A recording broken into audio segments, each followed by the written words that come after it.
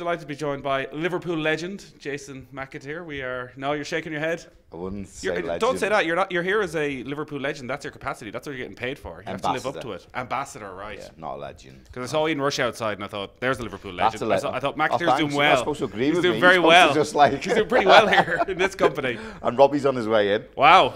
Yeah, but I'm the kid who dreamt of playing for Liverpool and done it. So I wouldn't say I'm a legend. I'm just someone who lived. You've lived the dream. You've lived the dream, and that's the main thing. Yeah. So Liverpool are in town. We're a week away from the start of the new season. They're in France at the moment.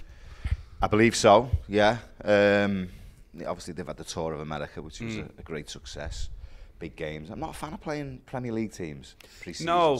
Crept in over the years. We had Arsenal and Chelsea in Dublin on Wednesday night, and they're playing each other in the Premier League in a fortnight's time. Yeah. It just doesn't seem right. You kind of. I always think like you show your hand a bit. Although I did look, and being a World Cup year, it's slightly different in the sense of a lot of players aren't back, and squads are trimmed, aren't they, because of that situation? But it's just not the same.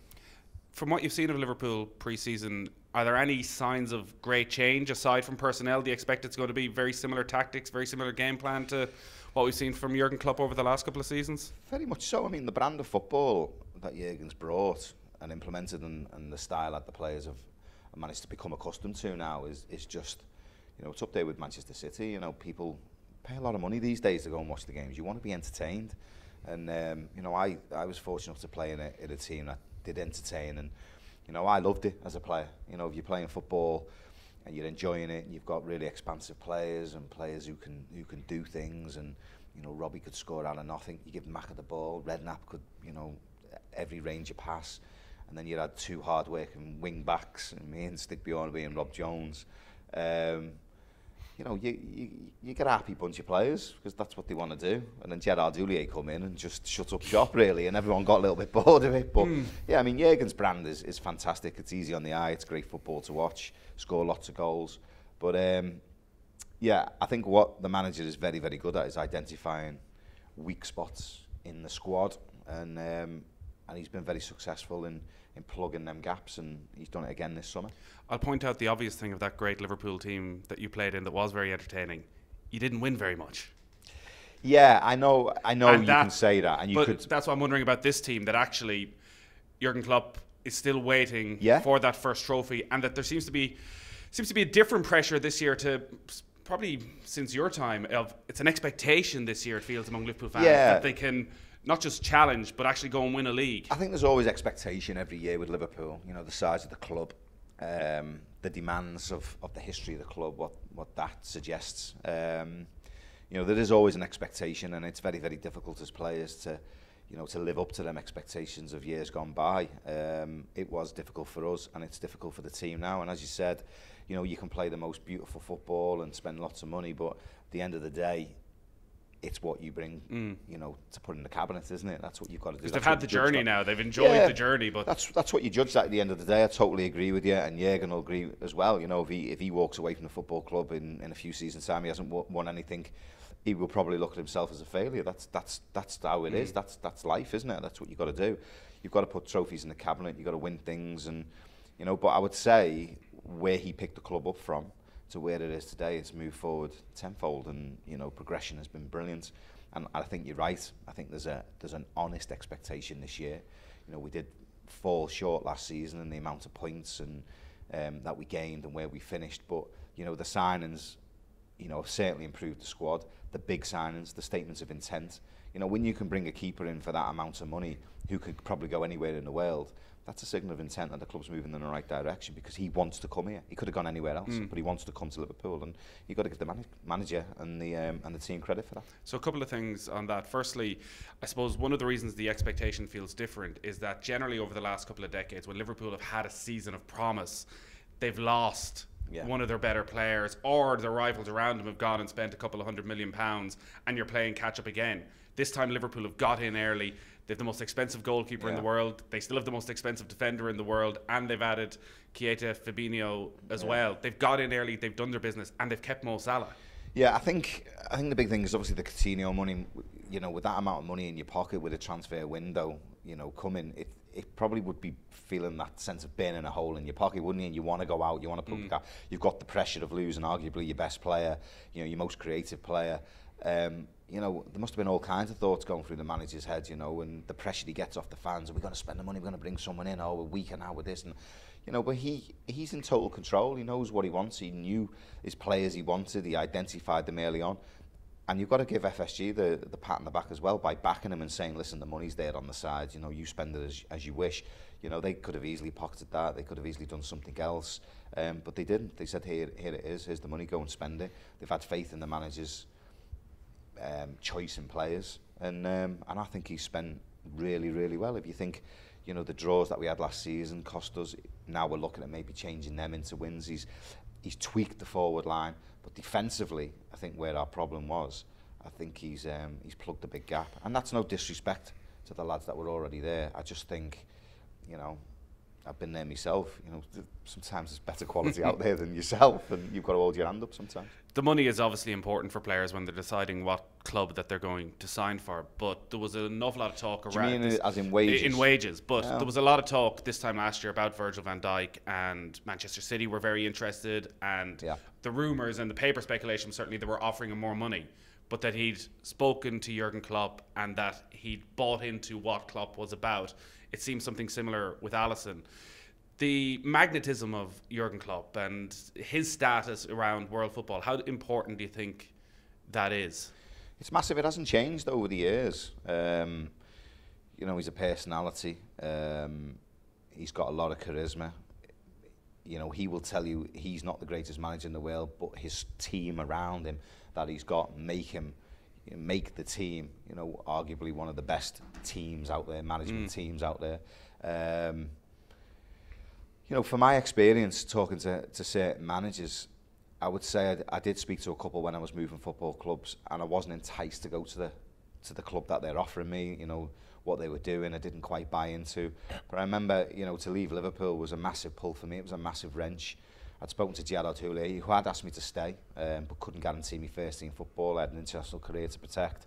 I needed to be playing, and I'm not one of them players who wanted to sit on the bench and pick up my wages and just amble through a reserve season. So, you know, when Brian Kidd rang me up, you know, I was a little bit suspect to go into Blackburn. It was in change, it was in transition. But the way he sold the club and the way he sold himself to me was quite endearing, and he made me feel I was part of his plans. He made me feel he was a manager that was going to look after me. You know, I felt that if anything, I had a problem, he was very open with me. I could go and speak to him.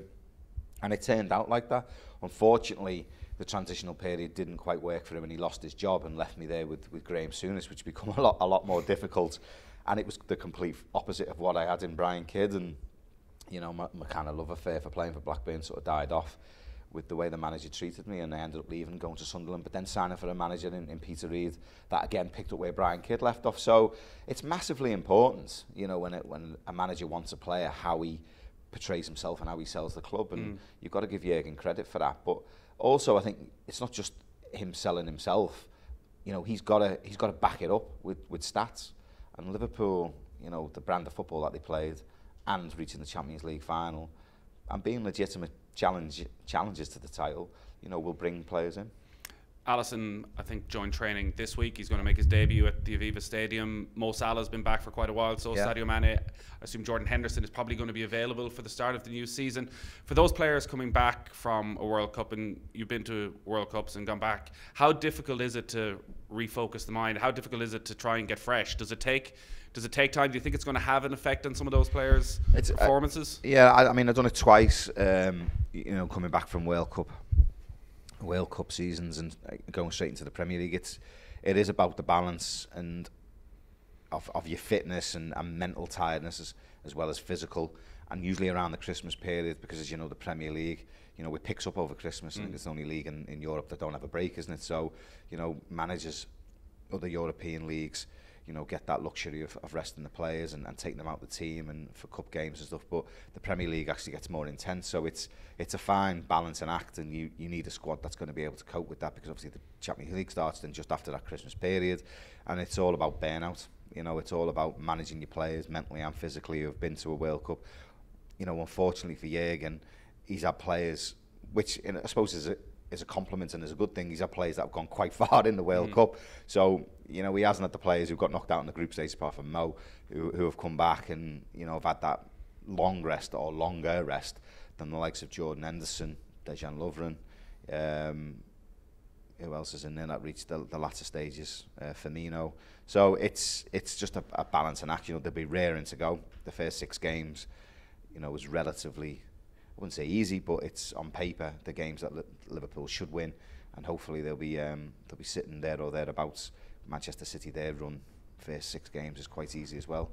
So you're looking at them two maybe being top of the table after 6 games. That's the key, I guess, that you make a bright start, because we saw Manchester City break a lot of records last season. If you're playing catch-up, and Liverpool were probably from the 5-0 and Sadio Mane's red card against Manchester City, we're playing catch-up. They never really were in a position to put some pressure on Manchester City last season. Is that what really needs to change, that right from the start? I think you know, if you look through Jurgen's history of the way he manages his teams, he comes out the blocks, you know, running, doesn't he, sprinting. And then if you look at Liverpool's season a couple of seasons ago, they just sort of come out the blocks, they were brilliant, and then they hit January and then faded off. And they had that 10 games where they just couldn't keep it going, and then they hung on then for that Champions League position. He learns a lot from that season about balancing, about the cup games, about the squad, the strength in depth, and he was still learning about the Premier League and the demands that it had. And he's a quick learner here, and you can see that.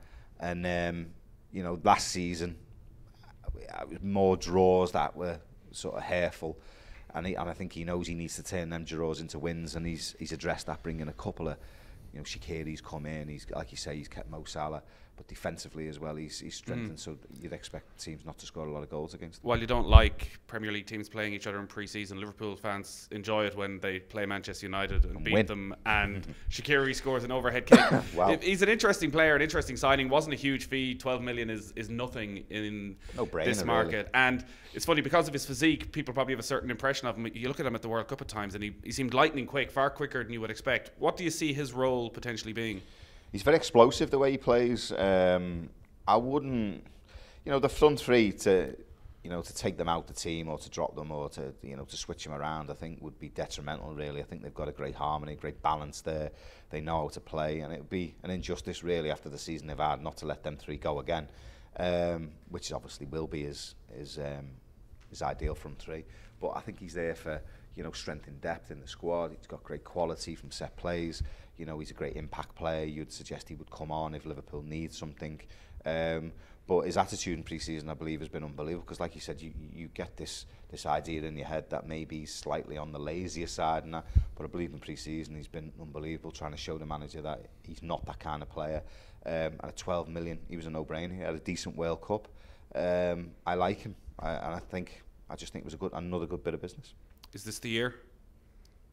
Well, we say this every year, but, you know, I would suggest that the players we've bought, we will be there or thereabouts.